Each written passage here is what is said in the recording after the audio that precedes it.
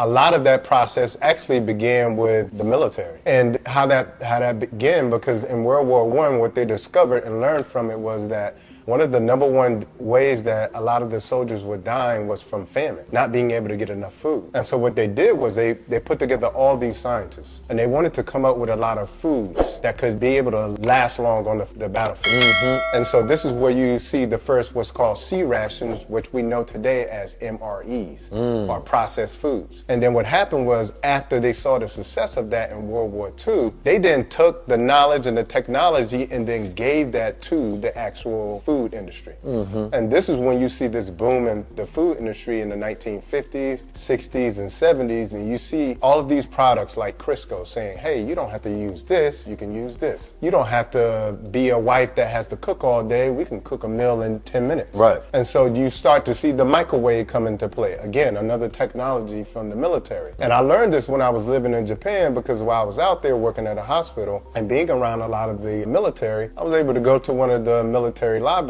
and do a lot of research. And what I discovered was most of the products and food companies that are developed today, they developed when the technology was given to the food industry. Mm-hmm. Now, the only downside to that is the unfortunate thing for a lot of our military brothers and sisters, they know that when you join the military, you are the property of the United States. So if anything happens to you, if you die from anything, like, you can't sue the United States, right, because you are the property of the United States. So none of this stuff was tested. None of us had an understanding of what this new food was going to do to the population. And now we're seeing it here 50, 60 years later as an understanding of, now it's been this whole test. Right. You know, and the unfortunate thing is there's about 10,000 food chemicals that are allowed in the food and the American food supply that isn't allowed in other countries. I recently did a video where I was explaining to people U.S. foods that are banned in other countries. So you got Gatorade and Mountain Dew, banned in other countries because it has BVO in it, which is brominated vegetable oil, and dyes. You have things like maraschino cherries, which is the cherry you see on top of the banana split of the sundae, banned in other countries. Why is that banned, the cherry? Because it has that red number 40 dye. Okay, yeah. And that's been associated with a lot of bladder cancer, thyroid cancer, kidney cancer, and also allergies. Okay, U.S. pork, and I'm sure you guys are like, you shouldn't have been eating it in the first place, but U.S. pork. Y'all say y'all love Malcolm. Y'all say y'all love Malcolm, but can't put that bacon down. Yeah, but it's banned in 160 countries because they put this chemical in it called ractopamine in the animal feed. It makes the pig grow bigger, but it's dangerous for the heart, it's dangerous for the nervous system, banned in 160 countries. U.S. corn, banned in 140 countries because they spray it with atrazine. Right. Atrazine is a pesticide that they did test on it, and they discovered that if you use the right amount, you can convert a male frog into a female frog. Meaning not make them gay, literally gender bending the chemicals. Gender. And if you look at what's allowed in the water supply, it's about 3,000 times the normal limit that was used to convert that frog into a female frog. And Dr. Wesley did a great study about that, you know, when he was giving a breakdown, and they're in some water supply. You know what I mean? You really want to do your research and check your local city, check Atlanta. Yeah. That's all I'm saying. Indeed, indeed. Other foods like farm-raised fish. He laughing. I'm serious.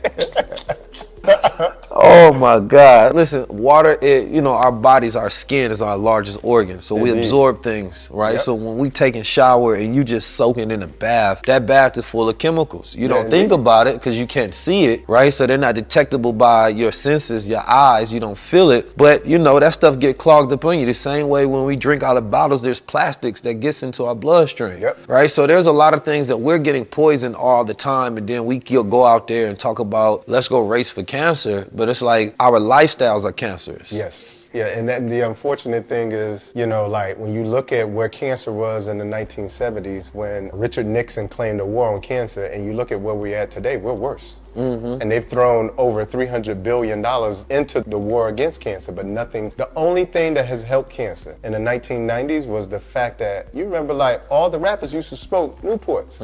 It used to be a cool thing to smoke cigarettes. But they did a campaign where they just essentially urged people to stop, and people stopped smoking cigarettes. That's what's helped the cancer. Right. It hasn't been chemo, it hasn't been radiation, it hasn't been surgery, because those are the same three modalities that they used in the 1970s. Right. So it's important that we know and understand that the same way they have industrialized our food and now our food is filled with chemicals, it's like that with everything. I mean, there's flame retardants in mattresses that cause us to breathe those in. We get toxic from that. There's all type of toxins in the air. There's toxins in the water. And so because we don't understand how to get these toxins out of the body, what things to eat, what things to do, how do we stimulate our lymphatic system, we are always going toward that modern medicine modality that truly doesn't get us the ability to fight cancer that we need to. Because everybody in this room at some point has had a cancerous cell in their body.